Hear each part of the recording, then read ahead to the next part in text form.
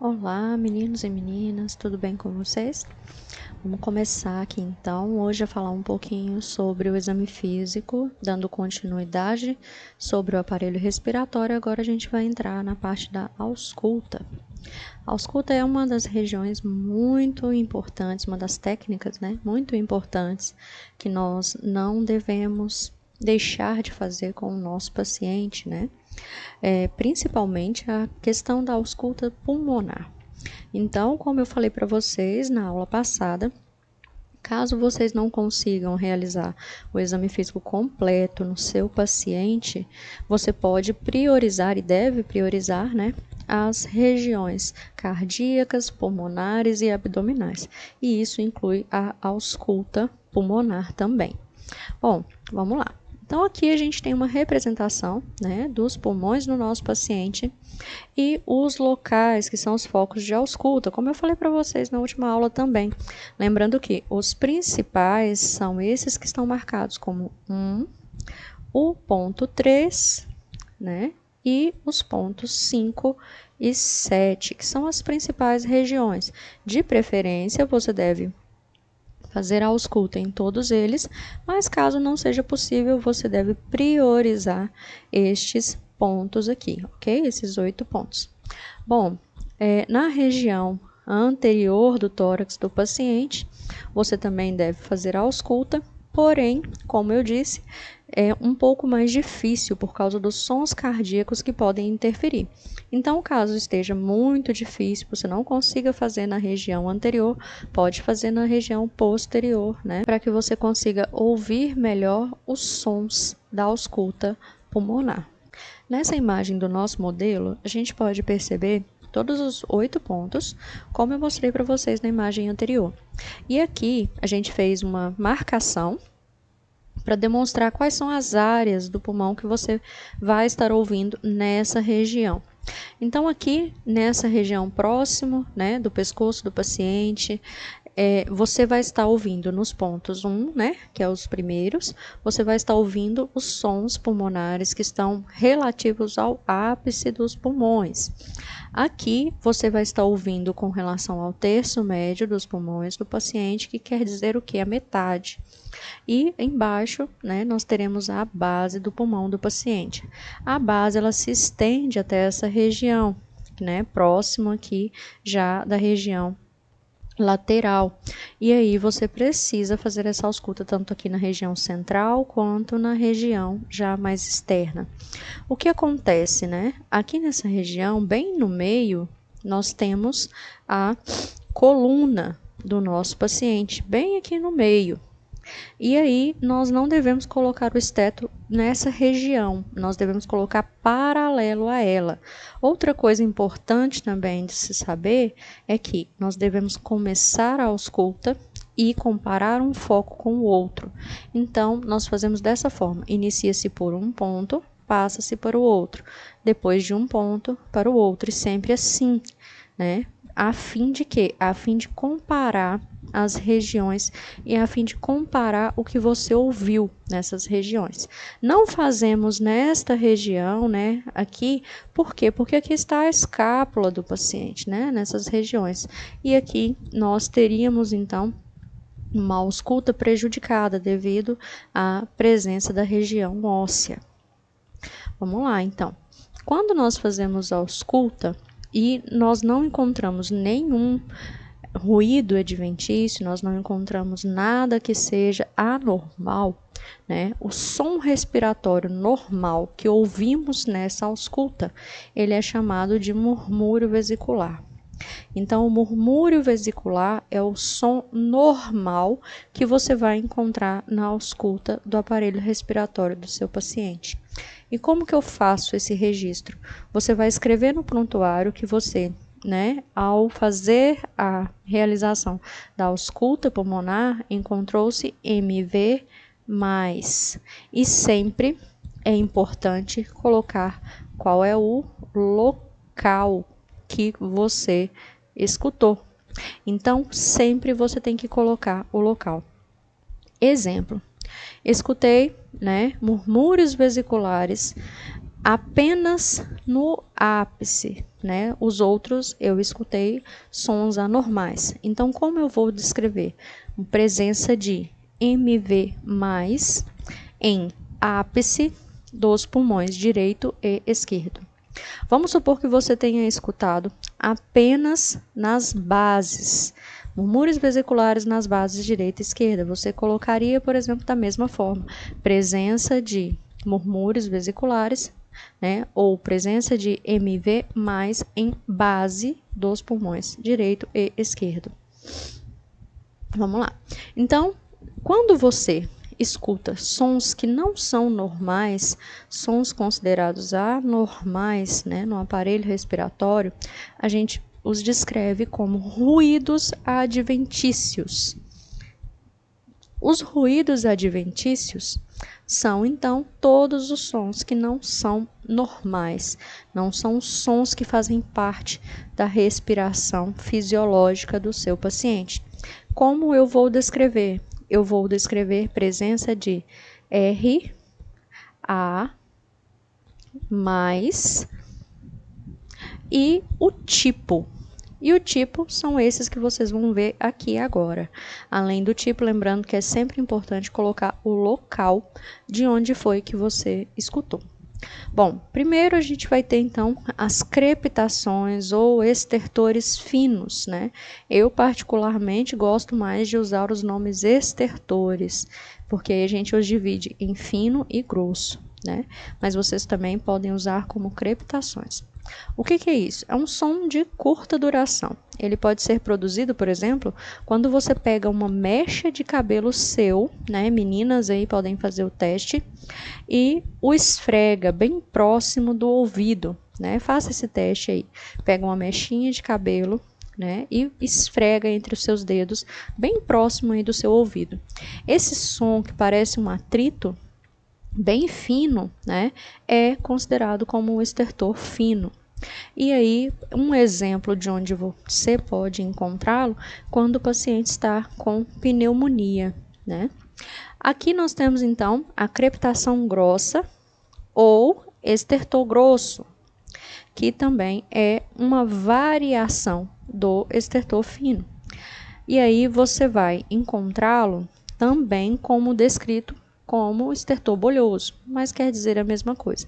Ele pode ter esses três nomes: crepitação grossa, estertor grosso ou estertor bolhoso.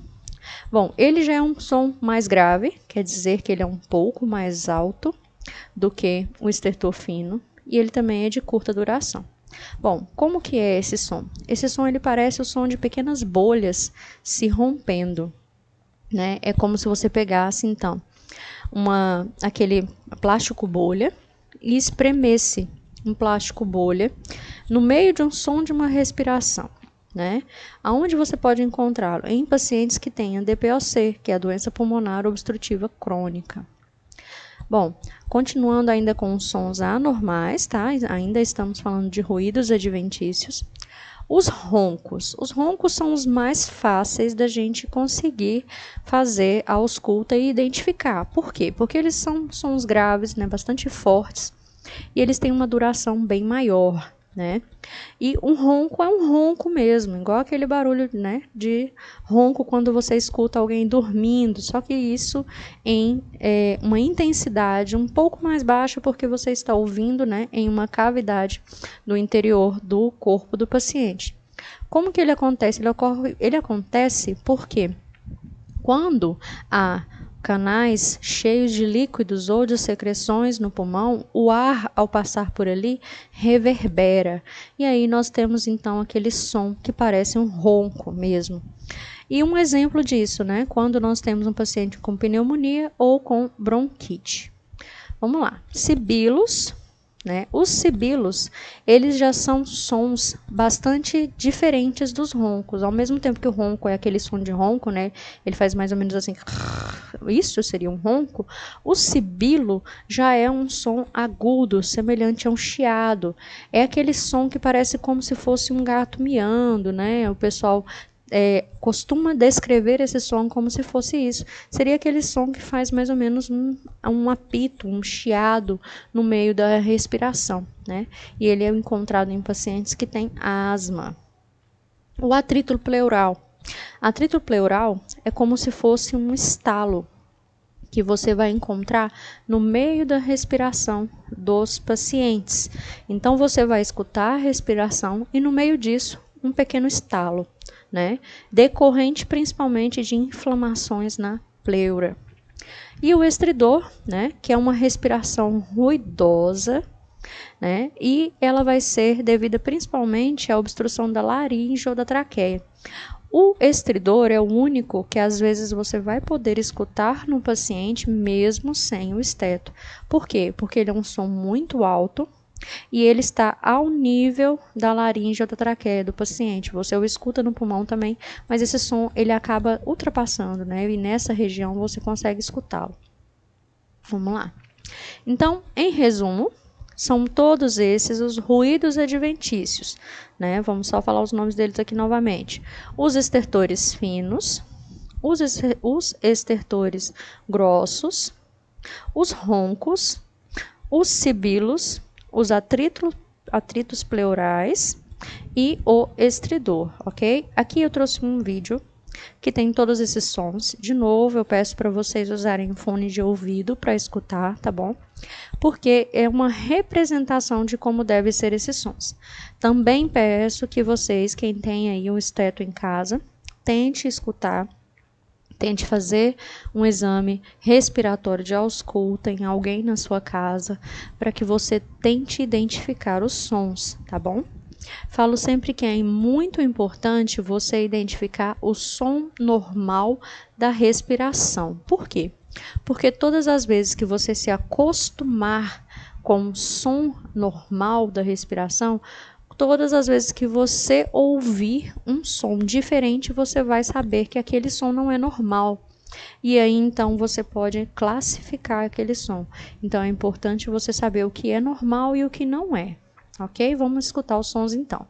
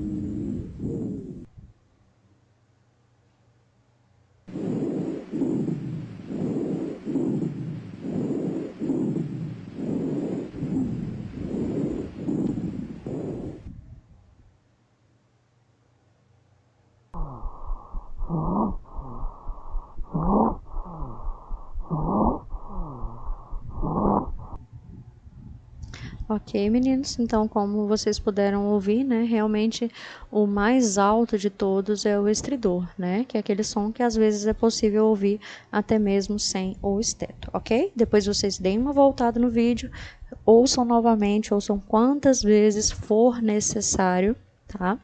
Para que vocês consigam identificar bem e se familiarizar com esses sons, tá bom? Vamos lá. Então, essa foi a parte que faltava da questão do aparelho respiratório do nosso paciente, que era a ausculta, né? Muito importante que vocês devem tentar fazer, ok? Vamos agora para a parte do exame abdominal. A gente já está quase acabando mesmo, né?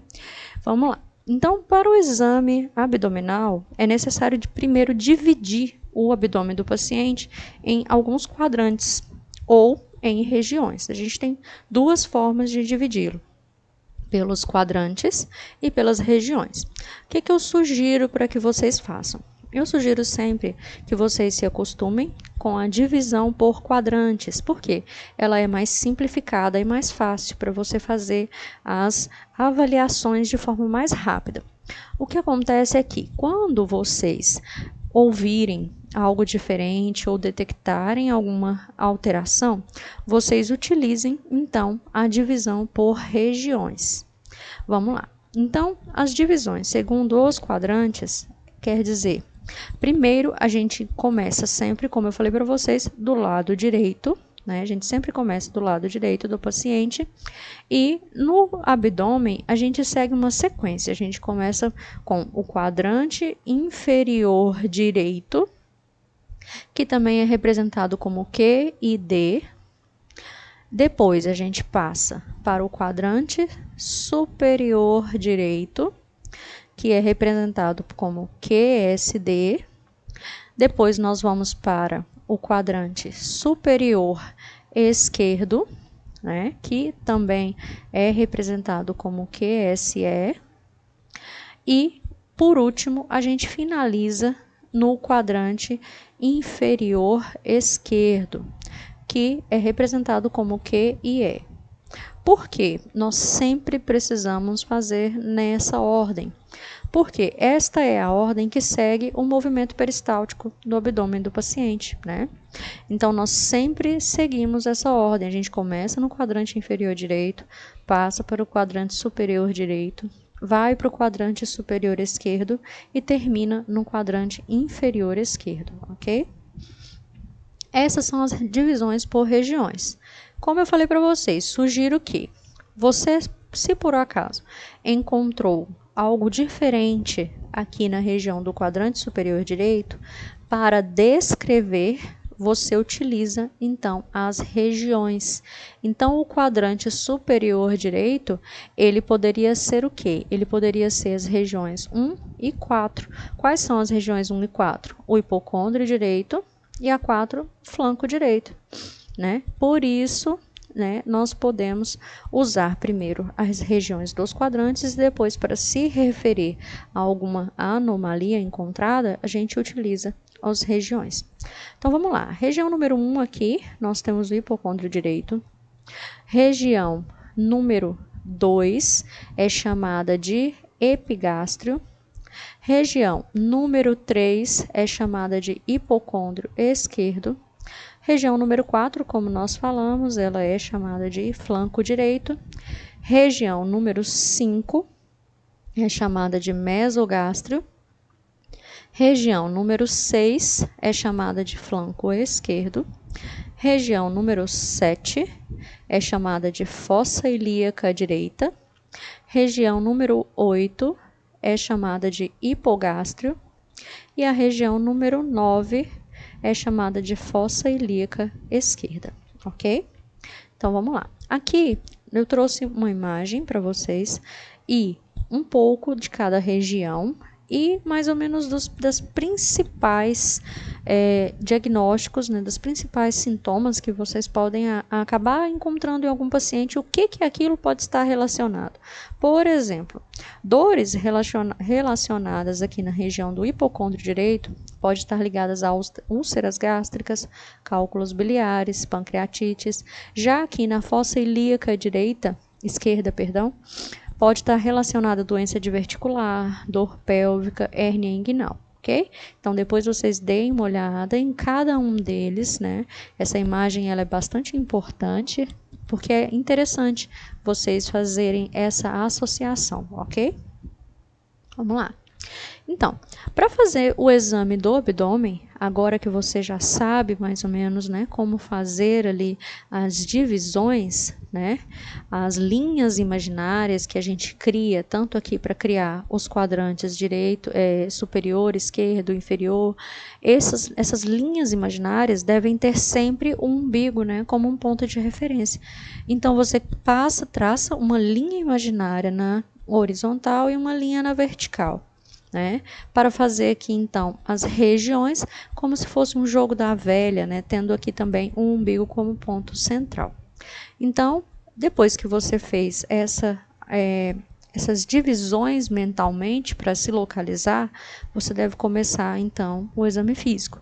E ele deve seguir uma sequência, uma ordem, né, que é essa daqui: a inspeção, a ausculta, a percussão e a palpação. que acontece? Em alguns casos, vocês podem ver em alguns livros diferença aqui, ó. A palpação pode vir primeiro e depois a percussão.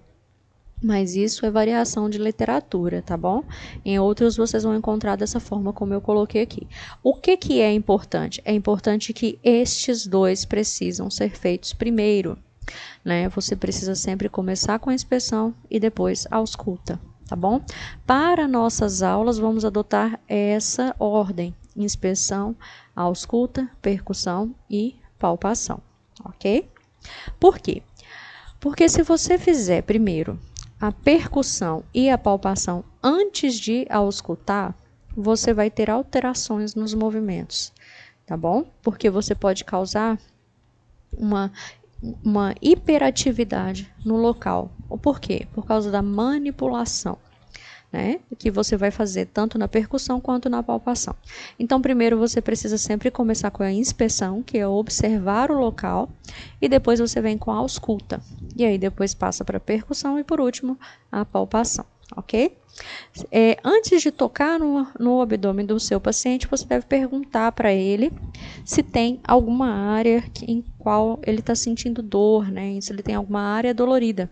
Porque essa área ela deve ser sempre deixada para ser examinada por último, né, para não causar desconforto inicial no paciente. Bom, na inspeção, primeiro a gente tem que observar o formato do abdômen, a simetria, se é igual em ambos os lados, né, e as características da pele. Observar também se tem algum tipo de cicatriz, né, quantidade de pelos, essas coisas. Primeiro vamos falar da forma aqui, né? Formato, quando a gente fala um abdômen que ele é normal, nós estamos falando de um abdômen plano, né? Que seria, por exemplo, esta imagem aqui. Observação. Sempre ouço os alunos perguntando: ah, professora, mas eu tenho umas gordurinhas, então quer dizer que o meu abdômen é globoso, não é plano? Não é assim, né? Um abdômen plano é aquele abdômen que ele não é distendido. Então, se há gorduras, né, algumas gordurinhas poucas na região aí do abdômen, se ele é flácido, de qualquer forma, ele é um abdômen plano, tá? Abdômen plano não é apenas de pessoas magras, tá bom? Abdômen plano é todo aquele que não é globoso ou nenhuma dessas outras alternativas aqui, tá bom? Vamos lá. Vamos falar então agora do globoso. Abdômen globoso, como vocês podem ver, estes aqui, né, são casos de gestantes e pacientes com ascite, tá bom? Há também os casos em que nós temos muita gordura abdominal e essa gordura acaba distendendo o abdômen. Aí sim, nesse caso, teríamos um abdômen globoso, ok? O abdômen escavado é esse da imagem aqui, que é o quê? Aquele abdômen fundo, né? O paciente, quando deita, automaticamente o abdômen fica mais fundo, a região meio que abaixa, né? Esse é um abdômen escavado. E quando ele fica em pé também, você consegue perceber que a região abdominal dele é também funda. Já o abdômen em avental é aquele abdômen que ele é caído, né? Essa região aqui embaixo, ela vai estar flácida, ela vai estar caída. Muito comum em pacientes, né, que eram bastante obesos e aí houve um relaxamento da região e esse paciente, por exemplo, pode ter sofrido esse relaxamento devido a emagrecimento, ok? Então, vamos lá. Inspeção. Né? Em casos, né, de ascite, distensão abdominal ou gravidez, a gente faz a medida da circunferência do abdômen. Essa medida da circunferência tem que ser feita com uma fita métrica que não seja flexível, ou seja, que ela não se estique. E essa fita métrica, né, ela deve ser feita medida iniciando tendo o umbigo do paciente aqui como um ponto de referência, né? A cicatriz umbilical como um ponto de referência, ok? Cuidado para você não colocar o seu dedo por debaixo da fita e acrescentar 1 centímetro a mais nessa medição, ok? Então, primeiro a gente também observa a cicatriz umbilical do paciente. Ela deve estar sempre na linha média, né? E ela deve ser sempre plana, tá bom? Evertida, ou seja, viradinha para dentro, né? Aquele umbigo viradinho para dentro, umbigo fundo. E não conter sinais de inflamações ou sinal de hérnias. Falando em hérnias, né? Esses são os principais locais onde vocês podem acabar encontrando, né, na palpação ou até mesmo na inspeção do paciente, vocês podem estar encontrando alguns tipos de hérnias. Isso aqui, né, por exemplo, é uma imagem de uma hérnia, como ela se forma, né? Um aprisionamento de uma alça intestinal ou de uma região do local aqui. E aí vocês podem ter hérnias na região epigástrica, incisional, que é o mesmo, né, só que um pouco mais alta, uma região umbilical, inguinal direita ou esquerda, né, hérnias femorais e inguinal indireta, que é mais ou menos aqui no cantinho, não totalmente na região inguinal, ok? Lembrando que encontrou um tipo de hérnia, você deve dizer o local onde ela está. Vamos lá. Bom, ausculta. A ausculta abdominal também é muito importante, assim como a ausculta cardíaca e pulmonar. E vocês devem fazê-la com muita atenção, né?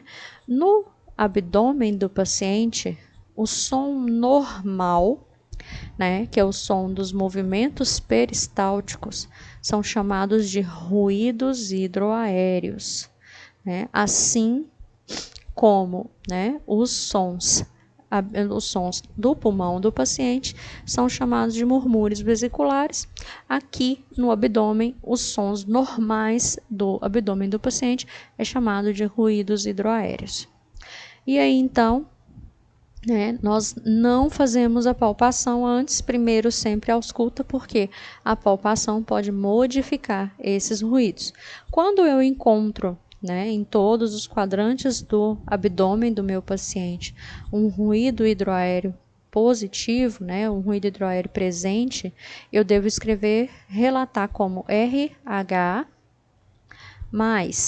né, e dizer o local onde foi que eu o encontrei. Ok?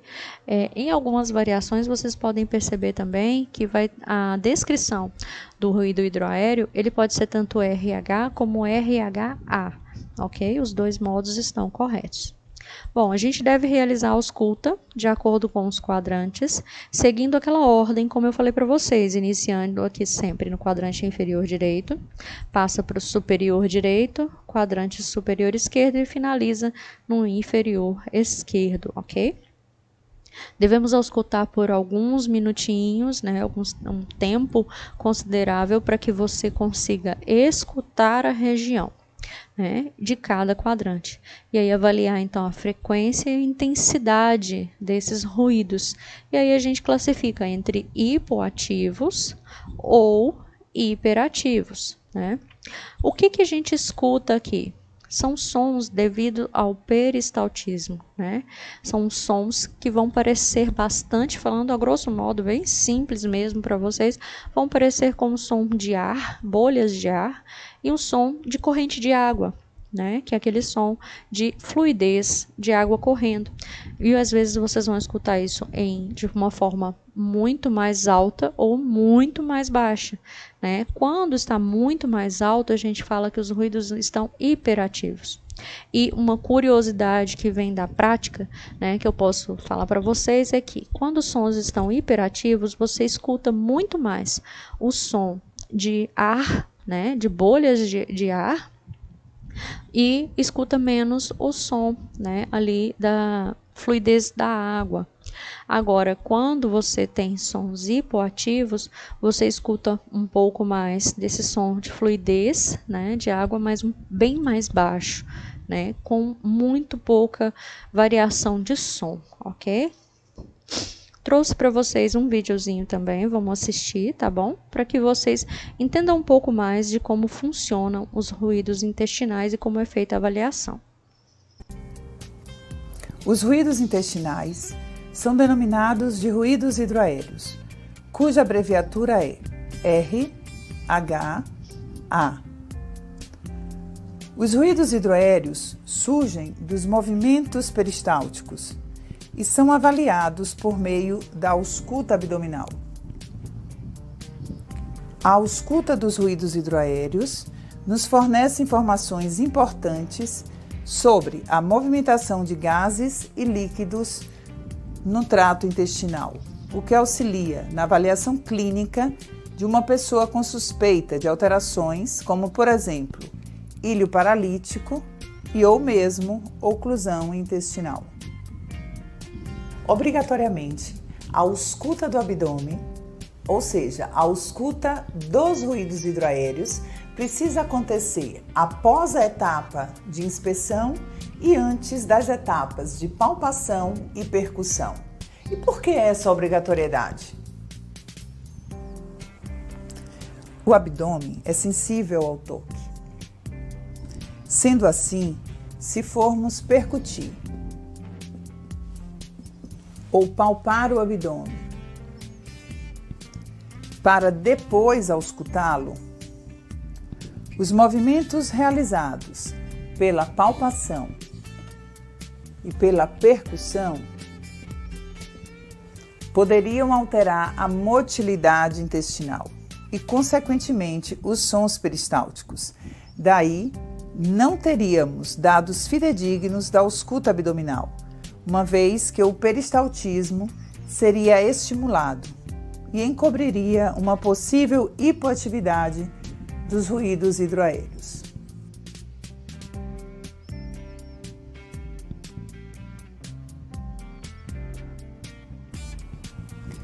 O avaliador deve, imaginariamente, traçar duas linhas que devem se cruzar sobre a cicatriz umbilical, resultando em quadrantes superiores, direito e esquerdo, e quadrantes inferiores, direito e esquerdo.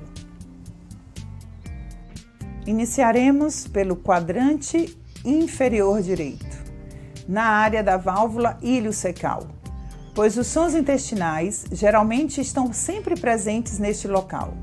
Aplicar leve pressão do diafragma do estetoscópio, lembrando que podem ser necessários até 5 minutos de ausculta contínua neste local, antes de se determinar a ausência de ruídos hidroaéreos. Se difícil a ausculta dos ruídos hidroaéreos neste ponto, o avaliador deverá prosseguir de forma sistemática, repetindo a ausculta por 2 a 5 minutos em cada um dos demais quadrantes abdominais, segundo, terceiro e quarto quadrantes, buscando verificar a atividade peristáltica.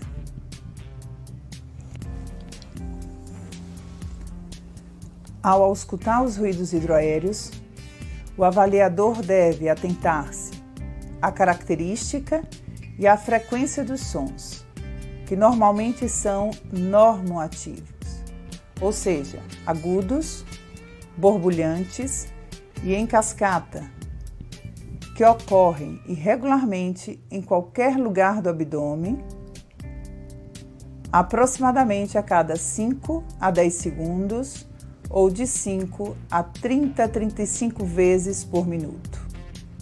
O avaliador não deve se preocupar em contar os ruídos hidroaéreos. É importante que o mesmo julgue se eles estão presentes, se são hipoativos ou hiperativos. Os ruídos hidroaéreos hipoativos são ruídos mais abafados, de menor intensidade acústica, que estão associados à hipomotilidade intestinal. Podem estar presentes em distúrbios eletrolíticos, pós-operatório de cirurgia abdominal, isquemia de cólon e íleo paralítico em remissão. Já os ruídos hidroaéreos hiperativos são ruídos mais altos, sonoros, em gargarejo, que refletem a hipermotilidade intestinal. Podem estar presentes em situações de diarreia, uso de laxantes e ou mesmo em fase inicial de um processo. Ok, meninos. Então, depois vocês tentem fazer em casa, né? Tentem fazer essa ausculta e tentem auscultar né, as regiões do abdômen aí de alguém na sua casa, da sua cobaia, do seu paciente, né? E aí você tente também, então, identificar esses ruídos, ok? Vamos para a percussão. Também quero que vocês tentem treinar depois em casa a percussão do abdômen aí do seu paciente, tá bom? Bom, a gente deve iniciar também a percussão no quadrante inferior direito, seguindo aquela sequência, né? E aí sempre utilizando o sentido horário. Bom, os sons obtidos vão ser classificados como timpânicos, hipertimpânicos, maciços ou submaciços, né? E aí, como eu falei para vocês na parte onde nós falamos sobre percussão pulmonar, que eu iria trazer um vídeo para vocês entenderem, eu trouxe um vídeo aqui para que vocês consigam perceber como é essa palpação, ok? Então, nós vamos fazer essa percussão e observar o som que vai ser produzido e julgar, né, se esses sons vão ser timpânicos, hipertimpânicos, maciços ou submaciços, ok? Em geral, né, a gente tem um predomínio de sons timpânicos em todo o abdômen do paciente, principalmente quando o paciente está com o estômago vazio e sobre a área dos intestinos, tá? Agora, sons maciços e submaciços a gente vai obter principalmente em áreas onde nós temos órgãos sólidos, como o fígado, ou em regiões do intestino que estão contendo fezes, ou em áreas que estão endurecidas, né, em áreas que vão estar realmente maciças por presença de massas naquela região, ok? E aí, então, ao fazer a percussão, nós vamos observar esses sons. Como eu faço a percussão, né? Você vai utilizar a sua mão não dominante, posicionar principalmente os dedos, né, sobre a área, e com os dedos, né, indicador e médio da outra mão, você vai fazer pequenos golpes na região das falanges, né, aí da mão que está em contato com a pele do paciente, ok?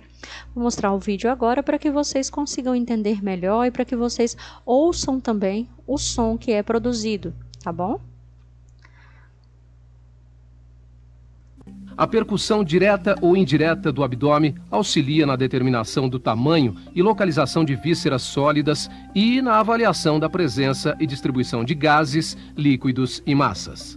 A percussão direta é realizada utilizando-se uma das mãos ou os dedos para estimular diretamente a parede abdominal através de tapas. Na percussão indireta, coloque a mão não dominante estendida sobre o abdômen e com o dedo médio da mão dominante flexionado e usado como se fosse um martelo, percuta um dos dedos da outra mão. Inicie levemente a percussão no quadrante inferior direito, prosseguindo pelos demais quadrantes no sentido horário, até percorrer toda a área abdominal.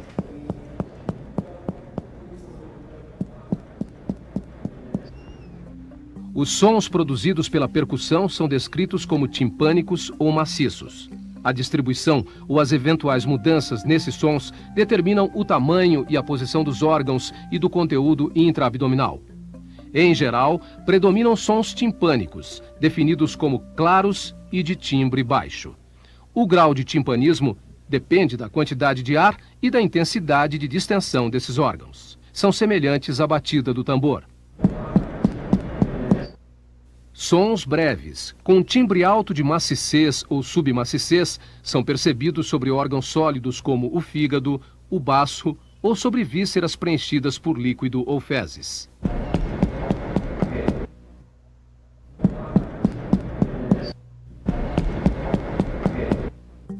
Ao percutir um paciente com abdômen distendido, que apresenta hipertimpanismo difuso, tenha em mente a possibilidade de uma obstrução intestinal. Atente também para áreas extensas de maciçez, sugestivas de massas ou órgãos aumentados, que irão dirigir a palpação subsequente. A presença de submaciçez em ambos os flancos, num abdômen protuberante, sugere ascite. No entanto, é indicado um procedimento adicional a fim de confirmar o... Ok, meninos. Esse vídeo, né, trouxe para vocês ouvirem então os sons, mas recomendo que vocês o façam em casa, né, que vocês tentem treinar esses sons em casa. Dica: posicione bem os seus dedos, posicione bem a sua mão e faça batidas fortes, né, sobre as falanges do seu dedo, porque dessa forma você vai conseguir obter um som mais alto, tá bom? Outra dica também para as meninas, né, não façam esse teste se vocês estiverem com as unhas grandes, né, então cortem as unhas para poder fazer, porque senão ao bater na sua mão, né, sobre os seus dedos, vai doer e você não vai conseguir fazer o teste corretamente, ok? Bom, palpação, né? Palpação é bastante simples, você utiliza as duas mãos ou apenas uma mão, né? Quando a gente utiliza uma mão, a gente fala que ela é superficial, com as duas mãos a gente fala que ela é uma palpação profunda, né? E aí você vai observar as áreas de acordo com o toque da tua mão, né? E procurar por áreas onde nós teríamos acúmulos de líquidos ou massas palpáveis, né? Seguir sempre os pontos dos quadrantes. E ao identificar uma massa, uma região com acúmulo de líquido, você deve então fazer a anotação, né, do que você encontrou na palpação e de qual foi o local. Bom, também quando há sugestão de que esse paciente tenha ascite, né, que é o acúmulo de líquidos na cavidade abdominal, você deve fazer o sinal de Piparote, que é um teste que ele vai indicar se há ascite ou não, ok? Vejam como esse teste é feito. Sinal de Piparote. Com o paciente posicionado em decúbito dorsal, solicite que posicione a face ulnar de uma de suas mãos na linha média de seu abdômen. Após isso, o examinador deve posicionar sua mão esquerda sobre o flanco esquerdo do paciente e realizar um golpe rápido e firme, com o indicador direito no flanco direito. O resultado é positivo em caso de o examinador conseguir sentir a sensação de uma onda líquida nas polpas digitais de sua mão espalmada. Ok. É um teste bem simples e rápido, né? Como que deve ser feito? Você colocando a mão do paciente no meio, né? Como se fosse uma barreira. E aí você faz aquela estimulação, que de grosso modo é praticamente um piteleco, né? Que você faz na região. E aí, se você sentir a onda de energia daquele piteleco que você deu de um lado, né? Se você sentir na sua mão do lado contrário, quer dizer que esse teste está positivo, ok? Se você não sentir, é normal e aí então o paciente provavelmente não estará com ascite, tá bom?